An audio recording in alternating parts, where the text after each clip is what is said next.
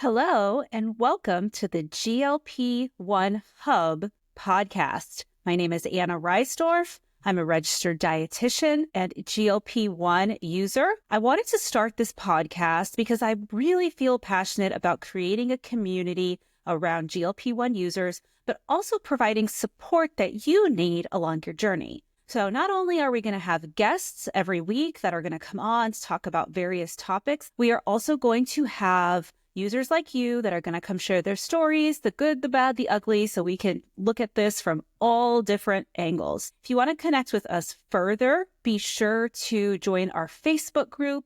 You're going to want to search GLP-1 Hub Support and Community on Facebook. Also, if you're liking this podcast, please be sure to like and subscribe and leave a comment.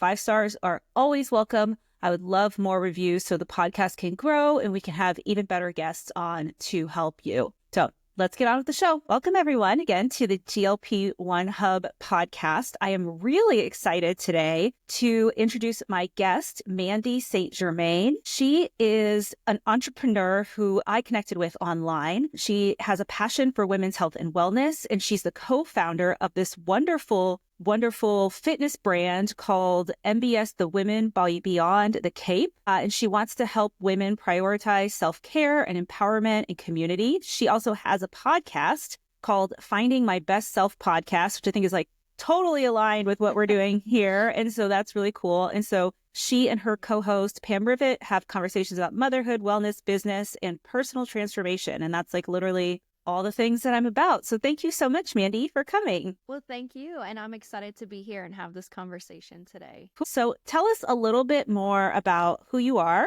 and what you're up to in your business journey and your motherhood journey and, you know, whatever other journeys you're on. All the journeys. That's how I feel. We all are wearing so many capes and roles and all of the things. So I am a mother and stepmother to 4 beautiful girls. So that's kind of what's driven my passion in this phase of my life. But before that, I've been in the education realm for about 16 years. And just throughout our time as a military family, my husband has been in the military, just retired 20 years. And so I feel like I've lived 10 lives up until this point, constantly working on professional development, personal growth, and being able to just transform and share my story along the way. So with having girls, that's kind of transitioned. We are getting into the teenage years. And so I'm wanting to continuously show them that putting your self-care and your wellness first is the most important. Definitely using our God-given strengths in order to be able to fuel our passions. And that's kind of why I'm here today, to share my story and just my personal growth with this phase of my life. So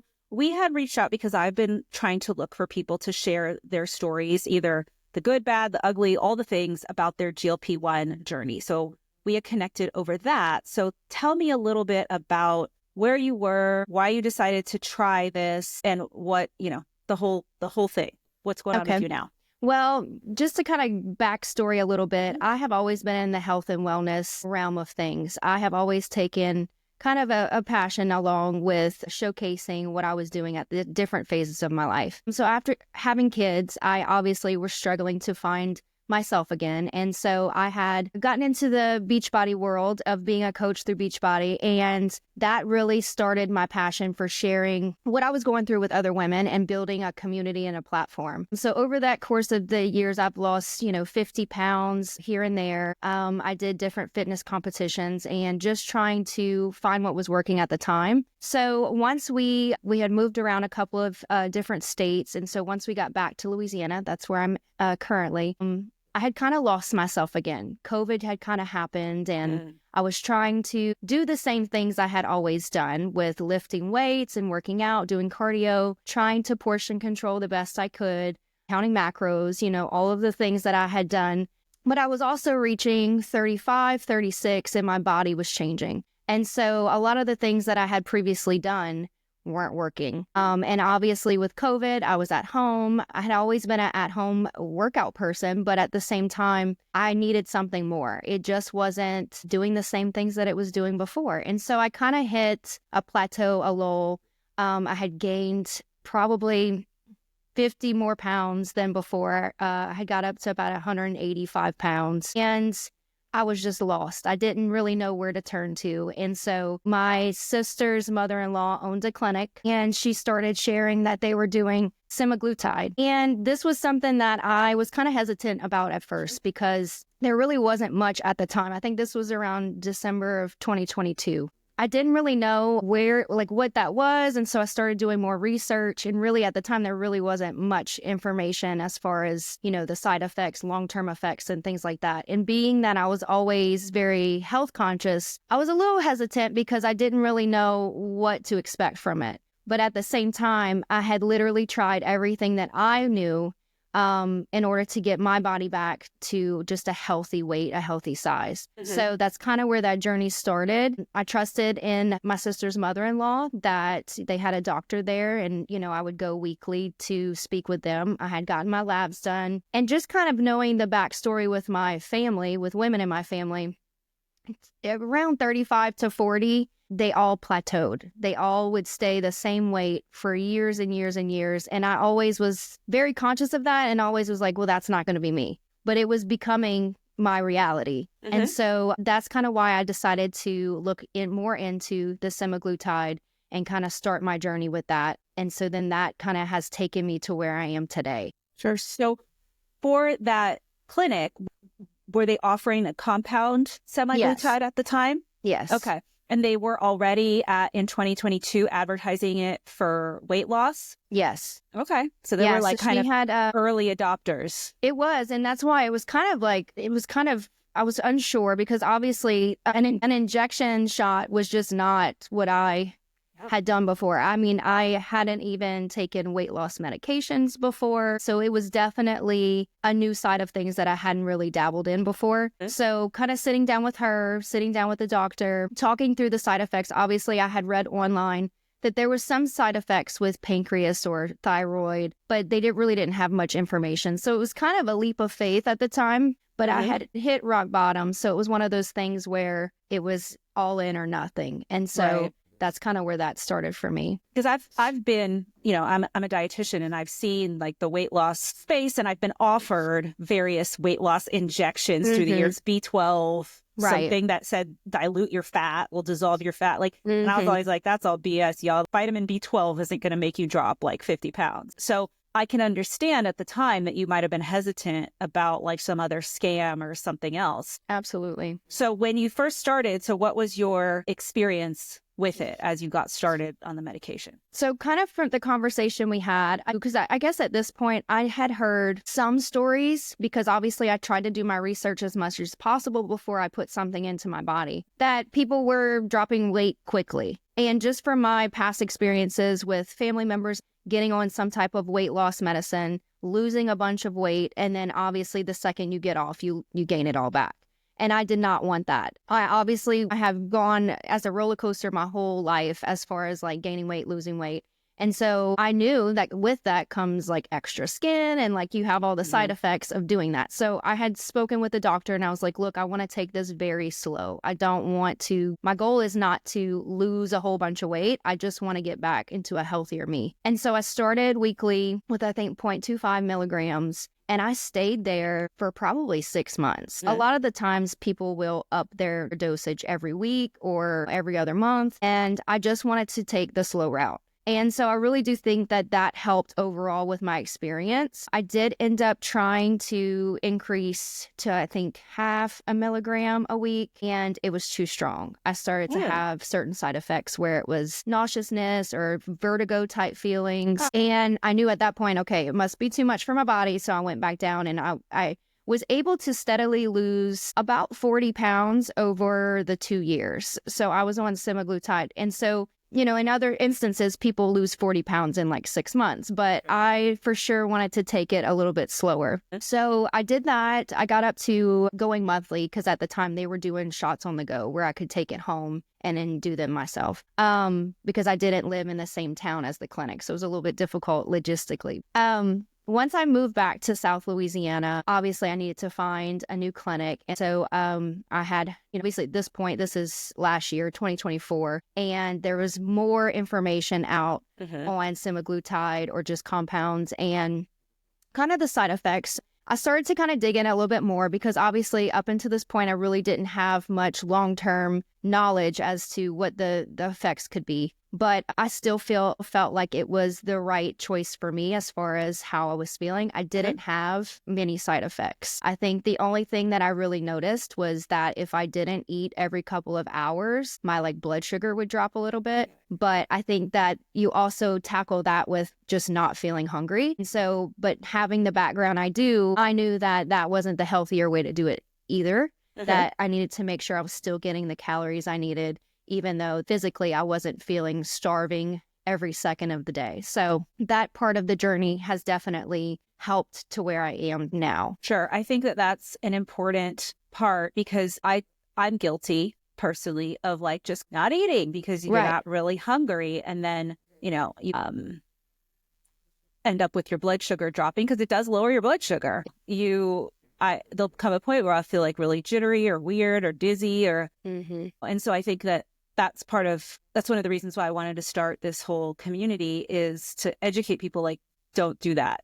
Right. That's not going to benefit you in the long run. Yeah. Well, and that's part of it too, is I guess I didn't know that at the start because there really wasn't a lot of education behind it. And so I did have a few times where the dizziness would kind of catch up to me, but then I realized I hadn't eaten since the morning. It was 2:00 in the afternoon. So you kind of learn your body with it also, what dose is the right dose for you, but then also what you need to kind of sustain throughout the day.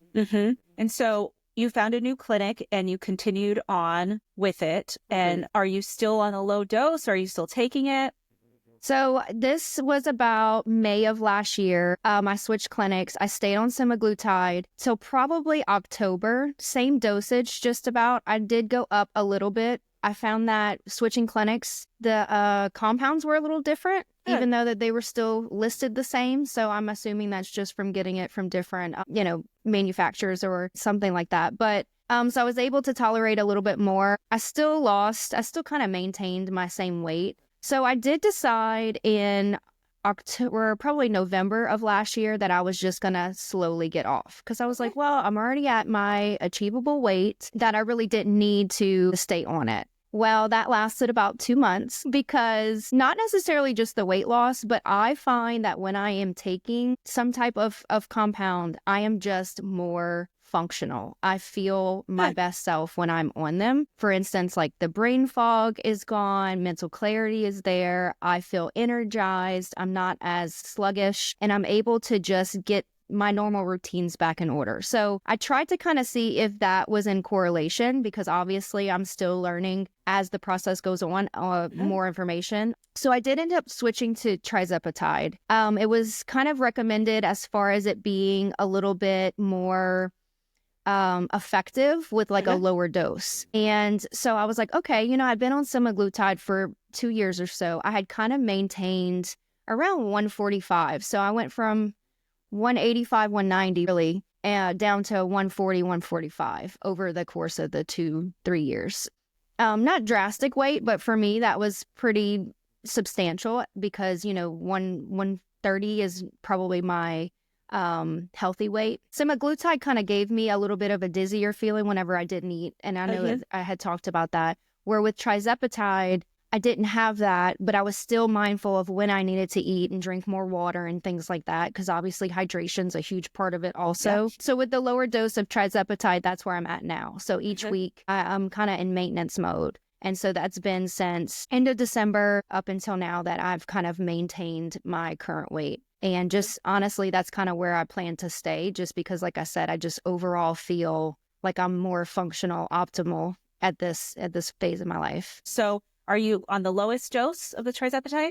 So I'm currently, what they call it at the clinic that I go to is like their maintenance. So it's about 30 milligrams a week, I believe, which I know each compound has their own dosage and things like that. But so that's where I've been since.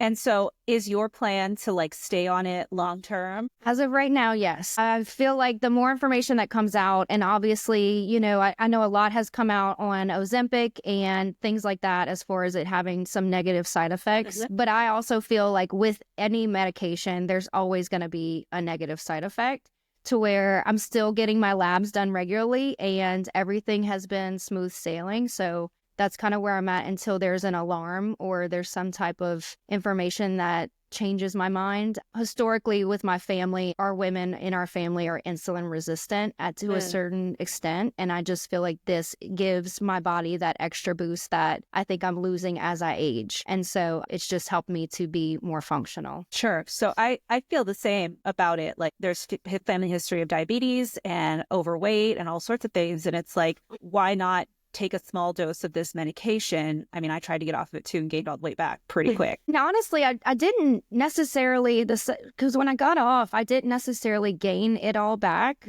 I feel like the biggest side effect of that was just the hunger, because, you know, the food noise comes back and you're constantly like, oh, I'm hungry or I'm starving, because your body's having to readjust to not having that suppressant, I believe.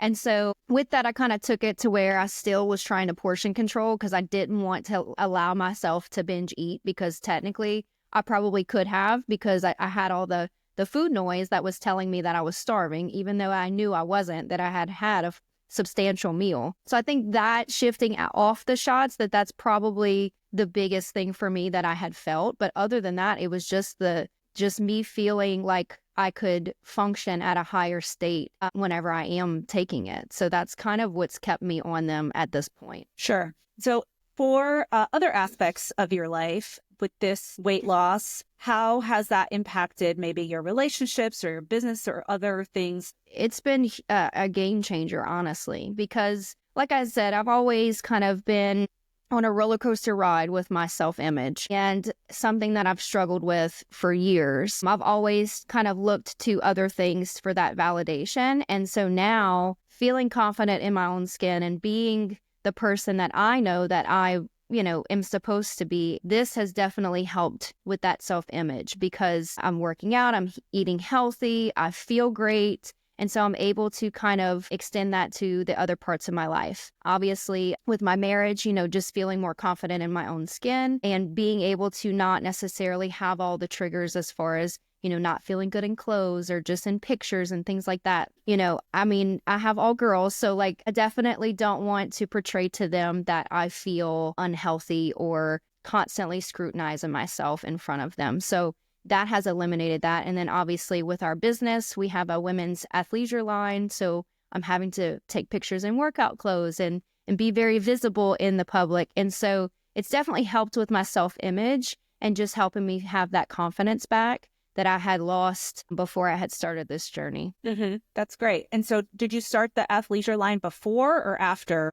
So I started partnering with Pam in January of last year. Okay. So I had already lost some weight, but I had definitely since then have cut out a lot of other things in my life as far as my diet or nutrition that have kind of aided the additional weight loss that I've had. Since last year, I've probably lost another 10 to 15 pounds, just trying to kind of hone in on different things that I needed to kind of eliminate from my life. So are you willing to talk about some of those things? Yeah, I can. Yeah, like what? Because, if you stay on a low dose, and I'm kind of in this place, like I don't want to go up really because I didn't feel good. Right. And I'm a food person. Like I love eating, we're going to France in May, and I've been all I do is watch food videos, and I'm like, oh, I need this. Oh, I need that. So I don't want to not eat. Right. But I've been kind of on a plateau, and I'm trying to decide, like, do I want to push it and lose more? So like, what are some of the things that kind of helped you boost the weight loss since you've been on this lower dose this whole time? Well, I did cut out alcohol, which was and honestly on the shots too, anytime that you really drank or had multiple drinks, you do kind of get that nauseous feeling anyway. Your body just kind of rejects it. So I guess at a higher dose. But it was something that I noticed that since COVID, it was one of those things that I kind of leaned to for just, anxiety or depression and things like that. And so it was something that I knew that I needed to cut out. And so since then, I think that has helped with my weight loss also. But then just kind of being mindful of different trigger foods. So for me, I know that if I have too much gluten or if I have too much of the more fibrous vegetables, that causes, water retention or bloating or different things like that. Obviously, as far as trying to choose healthier foods throughout the week. It is hard. I mean, obviously, I have 3 kids at home, and shuffling them around every night is not a home cooked meal. So I have to kind of balance that out. But I do think it's just being mindful of what I'm consuming each day, making sure I get in, my water, and trying to get in even a 30-minute workout is going to help kind of transition and maintain the weight loss that I have had. And so I think for me, it was just mostly pinpointing the foods that I knew that kind of affected me the most. And so for me, that was, it's the gluten or the more carb heavy. I started working with a friend of mine that's a nutritionist. And so she has kind of outlined meal plans for me that are more higher protein. I still need carbs, but just choosing what carbs are best for me. And that has also helped. So trying to maintain, I guess it's about 1,400 calories a day is what I'm on. And I'm currently at the 130, 135 mark. So that's what's been best for me. Do you track your calories, or I try to. I do have my Fitness Pal. I do try and track them as far as like macros go. But I've also learned with that over the years that sometimes whenever you dial in so much, that's whenever you kind of backslide a little, because you feel like you're just like, okay, I have to get this in, or I have to eat this. And, so I still allow myself to enjoy the foods that I love, just in moderation, like anything else. So I'm not necessarily like a hard hitter, I eat healthy every single day. It's just mostly trying to balance and not let myself kind of go off the deep end like I used to. Sure. For me, I kind of eyeball things. And so I like the freedom of not tracking, because I've spent so much time tracking. And so I'm just like, get your protein, get your fiber, you know what foods are good for you, eat until you're full, try not to skip meals. Right. The skipping meals part, making sure that I am trying to get, and it's kind of gotten to the point where it's 3 meals a day. Now, if you talk to my nutritionist friend, she's like, you have to get your snacks in. And I'm like, I know, but you have to train your body also to eat, because you don't have that hunger, that overly, I'm starving at this point feeling. So it's being mindful of, oh, it's 10 o'clock, I need to, have a snack, or it's lunchtime. And so Pam, the other co-host with me, she sets reminders on her phone. So that's kind of what I've taken on, is just, okay, it's time to eat, or it's time to drink your water, and kind of track it that way, not necessarily like nitpicking how many carbs or how many fats or proteins. I'm just trying to be more mindful of the foods that we have at home and what I'm choosing to eat. For me, at least during the workday, it's easy, because you want to take a break around lunch anyway from work or sitting at your desk. So it kind of makes it a little bit more structured.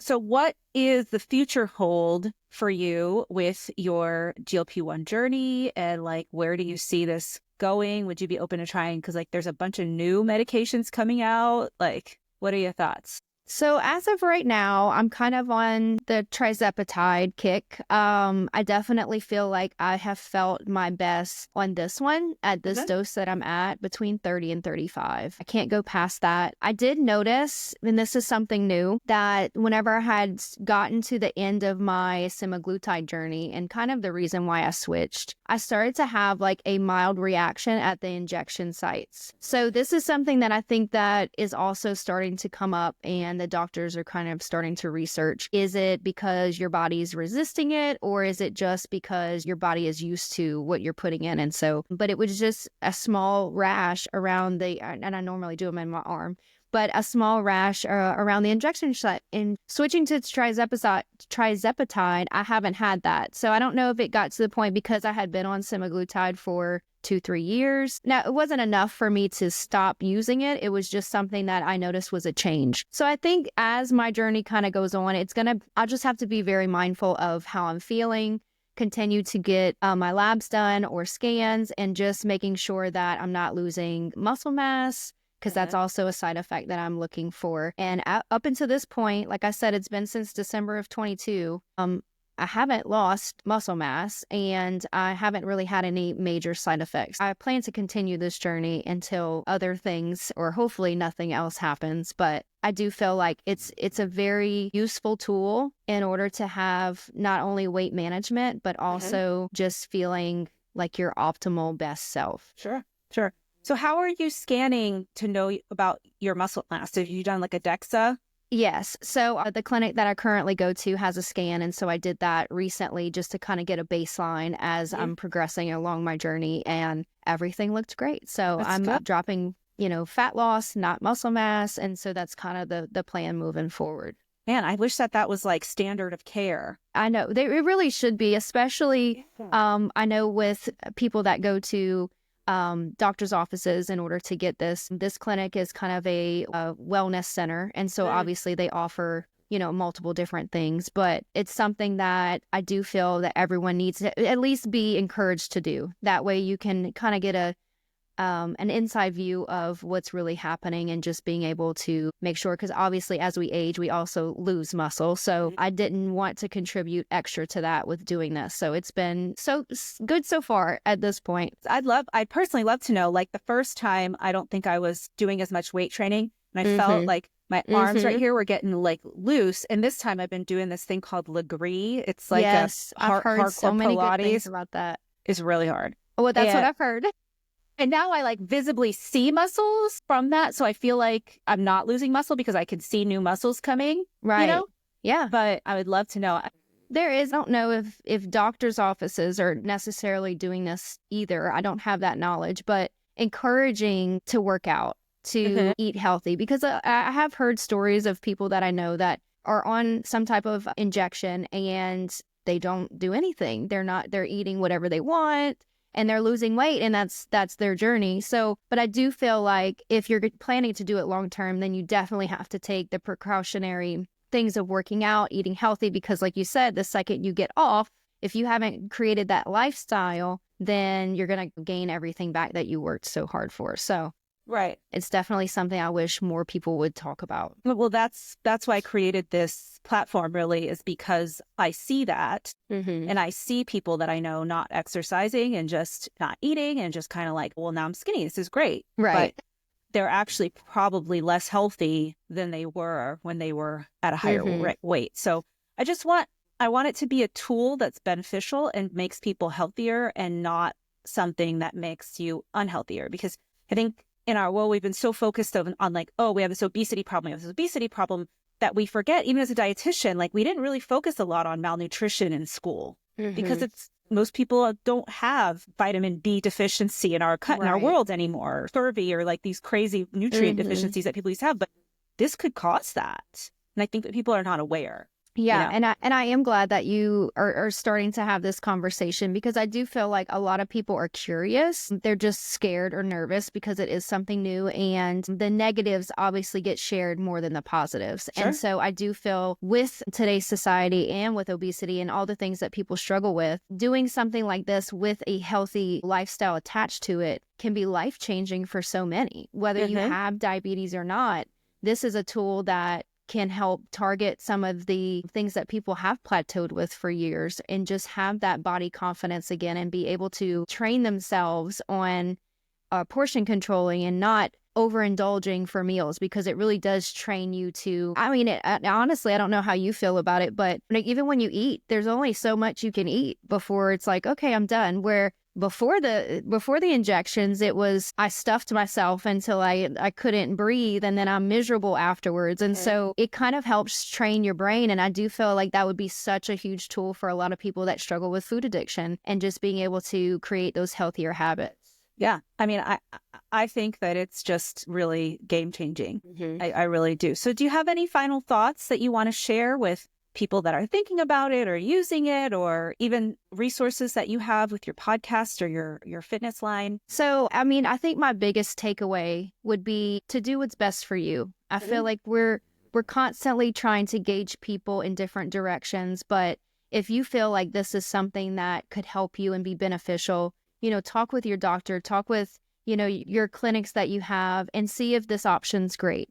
Because if I wouldn't have taken the step and at least tried it, I would still be stuck in the same situation I was before. And so much has happened after that, because I felt confident in my own skin and was able to kind of step out and take back my life, essentially. I was in a pretty dark place. And so I feel like if that is something that you can connect with, we are kind of a women empowerment at MBS. And so we definitely constantly are trying to bring new resources and new opportunities to women to where you can nurture the woman beyond the cape. That means, we constantly are taking care of everyone else. And so until you can kind of take off the cape and to see that you deserve to be loved and nurtured too, that's really what it's about, because you can't pour from an empty cup. You have to put yourself first and to know that you're taking care of you. So that's what we bring to our podcast also. And so I'm just so thankful that I had the opportunity to share my story. Like I said, this was the first time I really openly talked about it. So I am just so thankful for the opportunity. And thank you so much. This was such a wonderful conversation. I really appreciate your honesty and positivity. It's just been really great. So thank you so much. And I will put all the links and social media accounts and all the things in the show notes so everyone can follow Mandi, because this is just wonderful. Thank you so much for listening to this episode of the GLP-1 Hub podcast.